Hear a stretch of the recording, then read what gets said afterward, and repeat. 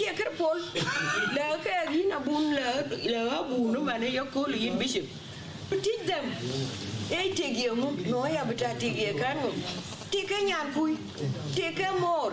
thì cái mol thì cái tiếng đủ Lia benom da buna attended it and Kerera good and one time in this canisa that came on local. We attended it Buku one the idea would enjoy me and do Sadro. The finger added. Go with Yayan thought. Can I get up today? The dog got us so create with the chicken of learning at it. So, yeah, Kiana Lelaya. Each all Lloyd the charity. Bunich no walk Pandan Bor. I will talk particularly about Long Dan Bor. One in being a Bishop Daniel Deng Yaak. A book that I think he was the first or the second to Bishop Allison. The first. I want to be the Gambia Bishop. I just put on you 10 money and take a new 10. Manian yellow a Chinese. Looking at you dies it. A bit a boon cocapia bed. Pastor Nicanora. Chẳng định ở đây bé bé nếp sờ hai giờ biết dạy cái dưa cái gì đó, vậy thì cái này trên gọi là dưa cái trò hay vậy đó, bây giờ lá có dưa không, là biết cái trò, qua đó anh Nairobi, anh ông tôi cũng là buồn này nó buồn phía trên này was just very near to the real water, it's all Pan Africa, it all resemble, giang đen chèn vào đó, anh có phía trên là cái trên nó cũng đi cái mọi vật liệu phía trên. Trên đi mà cook tụ phía trên xin trên nó có duy cái trên xin ai cầm phía cái xin ai lớn ăn uống đoan đã biết cái lọ biết cái chốn cái uống người này nãy là cái giá lọ sụp lấy gì thì cái chán đây nào anh cái chả biết tiếng in a phía chừng cái rồi in that theology lekin lastly có in bây giờ tu in jay yogi na bun ba family do la bay ting du kan mi bay ke in we accommodation ba re college jiten we beru na ba jato a part of bun du there da bi ting ina bun dai u de loy bay di u ting loy di ke mi ke loy ki di u create ben a part of your marks that to be a ngade dui lawyer anamia jale la baby ke ya bun ke yin chiting with all your shape that is min pandu abuten chi yet wodu ku jale loy ke jala bun e token na jala ben on kartum jala lar ka kuma ke yo mukte magere anwen dig kunga abuti ting tia gun mia kunga e po ben Quran ben Christian go near go pure mia people have become Christians that is good on that part lekin ke di jijal ke ja po ben ya buni je a chabu kan tinga beto etia magere na ba di choy ko ja yubruti yen etia magere ya ko rutat dia rabu buang ngadi yiran di wene ting tin ko ra gonom na gegro ra rit kuma fum dia nye an ken ko ne theology lekin according to what I know na bi ko yin e ko yan chu ko ga in cha ko wan mayo yin e ko wo di ala dia ne mana to kana yan mana cha ken ka tin ko akin ka tin ko to ka chai no lekin an lui ya me Christian to apio ku dien cha ne ni bebe ku ba nyo e ke dai an ke ma because era lo ke chirki ngadi ya bai sa ke won ya ni gam o ti ne gam ti ne la long na ne diar ay gam ke ting chi nom bak ke ting chi nom tu ku ke ka ka pin nom you will understand what is kakapin. Kaya ting golfada ya de how is she who create it attend bijana ben araba ngadi balayo man ting si na tiang wara kun ai lok pi ko wala ku ka twin dom mari da ngot ka twin dom ran tin che tiang ka twin dom ya na twin dom ke nom ko ta ke nom ba kan ting le ya mushkila ene ke chire ke abun atoma la kun la ben ka ya abun lekin aken si ole ya ken kwen aken la pan africa bene la shape bikan mula ben ka ya abun ku yino ko wala nge ko kriye ben ko ngoko le tip keman kineti muskila kabir achan buka doko ko wan chaga tinga ke tultumia or 300 or 400 is very difficult achan buka doko da relto what you have to do yana to police ole jibeliyo lepu male yung kan ko male ga lwere to weno male is more than rank is more than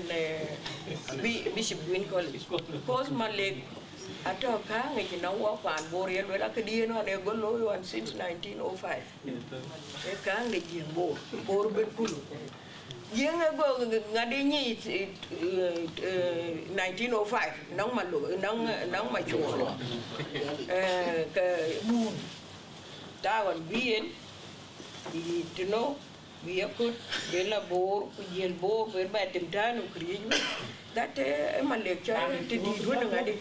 no kon koy ke to zinu ke yin bishop tukule lew ta bunu ben will be shape ta bunu ben ye tik wala mother union wala ye ngaw ben abisi ole jabe dil ko ine te u ka ben abi ni mana de ke wo ko ke ben ke ran kanisa e token a chaping your lordship kida row unity chinjam akan der kan der gan kadia lakini ana lo junu wana lo ku nyoy ku dai na mi aka jel kula ben bo gam tagri tin det tene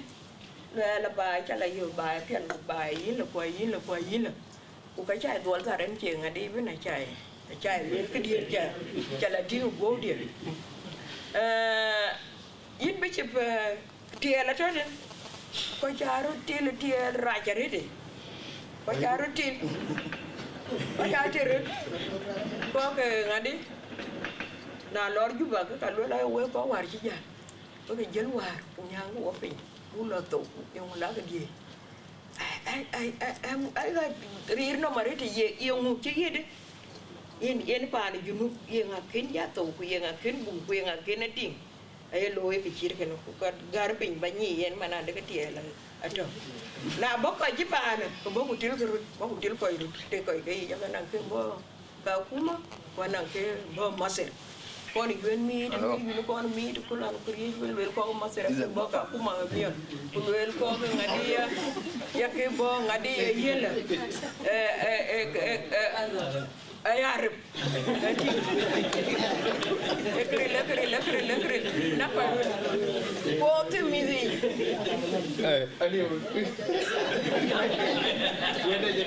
deng choja tawo midi to amida iru no ku pa ja ke ku diara ke ku kriye jiben lakini atun ya litin ka betul ke bantawen kene na ga ci da yu woni yin ware di kin ko ja kin community jam ko di jaga jam ga bu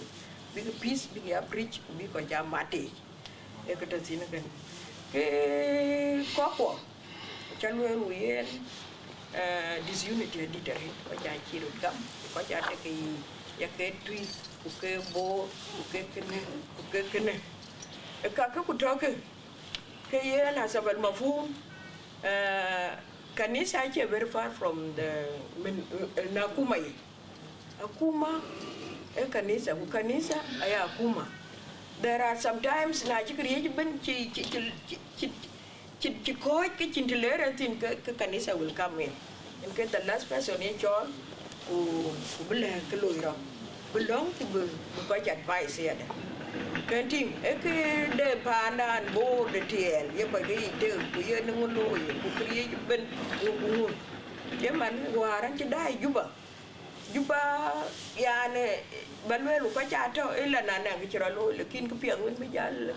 ko jo ko lo pa na nga ko lo ngadi aliu en ki chir kan ngata pa do ande e ko to kan kene loy de kanisa ya da and especially yin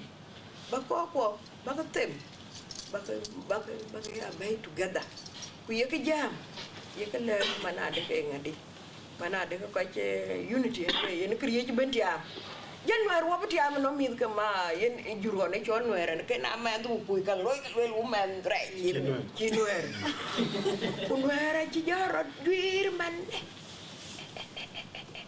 akden wat tong tuk en were wan ye na de jal wapati am ke man chen ko tiam kana ga nye ko tiam ye ko tiam de man yo mu chi ye de yo chiria ko no ko cái gì nói vậy thì am, anh lấy một cái thì am nó nè tụi em có gì đó, cho nên yêu mà riêng đó, lấy kia lấy một cái thì am, unity, coi trâu trúc, một coi ngã đi trúc, người qua đó anh giúp every Saturday, lazim buat bulapan rani chori, đó ku nyu ku jeleng ku jerat ngã đi, mio đến nó trên cái đi, ku jual cái đi, ya cái riêng đó, cái bánh. Đây thì nó phía gitu kan ting na wata ni juba an chidai chating ra ni yen to ra ni chon ma kwen lwe ma kwen nang ma chakel kwa chin ko to ko a chin ko to ko ku kan ni CPA ni loy de justice ni create de ben ni le kina chan beli ko ka ting ko cha liu cái chắc cái tin rằng số cái ăn really in a book in your lordship is grace mà rotin cái chốn kanisa bài thì nếu mà biết cái chín bên because bên ngoài work was just only coi chỉ bạn đến cái có cái tốt trong ấy were just accepted under the humanitarian assistance could be cái chăm cũng theo cái culi and that is all anh gayo kira juga ngade ai watch it the bola di Ayendit jam balik okay Kalat nanti kena na jaban baik acin kan tinggal kau tu ke Sudanese community or SPLA chapter kau yang hayu kau masuk Kau belajar joran, they are descending ada berjalan ping. Kau for Sudanese one day, Rachiel Sudan, will create bent. Ali wakan kanti, aja mi oleh cakap well, ini kata kan berada di aku mati nak balai yo. Kalau mai bay, mau di Rachiel John Howard ya di jar ko. Beri ayah lagi yuri, ujian kan ye. Aku luar jawaran mau di tu, aku mau Rachiel Kevin kan. Lola cha beli loe ka ken ko to go jai aka ken ba yo kan ye na mai e ko to kan akuma bai rena falls under Queen Elizabeth ina mai ba ne kan Anglican ke kai ke ye ko Anglican chine ala cha dio ku yo lobby bro loy chan bukan para biping bagai chol Sudan ma ja dur ke de ka pia dare Dengan bila kan barang maritim mana ada koi ke aja korai aja majirmin aja gangs aja koi ke jok aja udah aja bikin udah coro bikin masyarakat kuatin bikin nang adi integration ayah kalau ada itu integration no acukure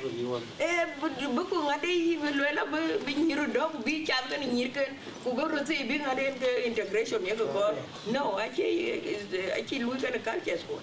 ini kan ke ini kan bermarti kagak dia keren ya the bolis ye na chi dit long dan bor bai te eto long to ulong tangan sit ja ka pio ya ka ru ka garo ka chi bedi re are le jare Australian laws buka warin to ba ka da diet ne chi ka ga a Britain ka ga ni che non nan ko on yi kwer ku yi chori alon tu lui junub ka ga ya ga mana de ko ka anang nya ne ya ko anang nya che ma ko anang ting ran do ton ga wi kri ya ni Britain ke de kin bai de na a kira ko ni ke mana de ka ai ti ke ko chol diar ka ro diar ke dia aka ni le ko ku ju pa ni ke diar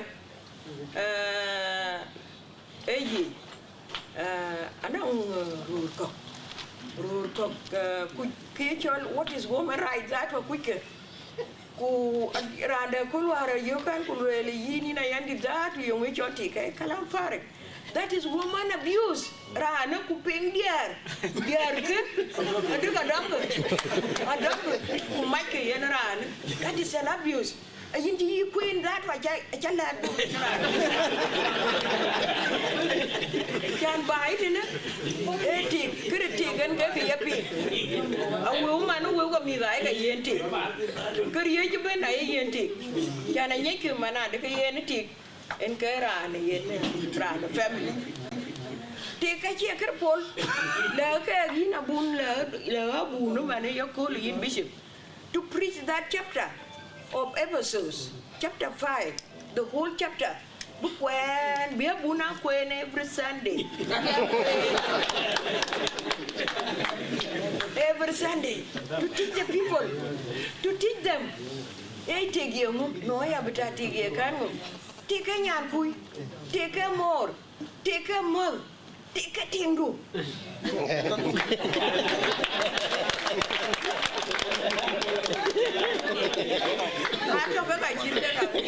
So I Japan. Ya ka belum doi mi aja jam bicem no. So ke ka ko belum after every time ke be that chapter of Ephesus we are going to explain what is taken now what can and we are reading Archibishop and to women community I check ko to community ko ga ngod and court ti because has a pan bol kina ala ke I will come to you after some time and tio and be ben ulu me dan dien bala lusi na nye me dan bala lusi nan bala lu to the senior citizens ko jila mai bai ne na anto wona ke to warga di the premier officer man warga ayo police ke ko jam okay malay dan help in ko anting this ko mai ay ka ko lo ga ko ni ngong ne choke ku ya ka yong fa da anti ku create ku jel ko so wena ran the kin bai ne it's being respected era ne te ka re ran che bai ka loy ay te bu ku ka yetinga pet ukayene kake today ukriye ben berera piat ekene cha wel ko lan pan bor no ko la ken ngak ban man wer besenta dia ba be cha yik ku ya ko ji dio yo berer won ke abu je ko la dio one time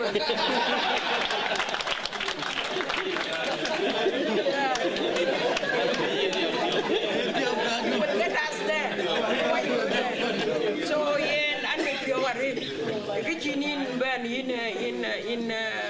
your grace I wish ejapia to chairman kiren ke chigade ke tinde da cha pinte ku ko ka ba ba dia ka lo ko ping gan min ka ping tin bendu ku jela ngadi en ka cha pin but I was I was invited in one of the states balo nang diar ke uke kanisa ka yene la yursi uke kanisa ka yene ngolotin uke kanisa ka yene ngolotin a chitem ko kene lew go lela kalas ke be berka yandi chol ben so ben du war kriye ben edi chajan nya lakin I will attend you a chala ke berka chol to another coming week an bijalan belo ku kabala tem ba jam wona ke dia ku ke kun chalwe le mana de ko chai ko ko ngồi cái mì có kín niềm bạc có kín phiêu từ của pin đồng mình cho cái chỉ cần đi in your lordship cả cái ba cái piang nôm cái ba piang ku lobbying at Peterit na ngakuma na e ku du no lo ko che da pio de ken ku kai ke lo li le boy ke lo li le ke yin cha ngade re de cha na chu te ma ni jam ko la no madam nya deng di lo ku ngadi bar Australia go lo ka pia dan be na kera le wa ken be okay ken akera le so ye one ye garang lo ko le diar mo ko mi be baga cho garang wa bu dia wa bu danye to wi na bishop ka ken his promise ken lo wo his promise was that na ci ben ka cinting bu be do diti ci ben ka cinting bu be war cinting bu be wa de cinting bu be la kwa ni tim cinting bu yu be di to kaka garang pire de ken ke de ci ka bay nang dia na wa liu nang dia rango de ngadi so kaka ku ya ngadi dia rang for emergencies projects something to help them can agumari de ne tongi kana di ralo and to kala thank you very much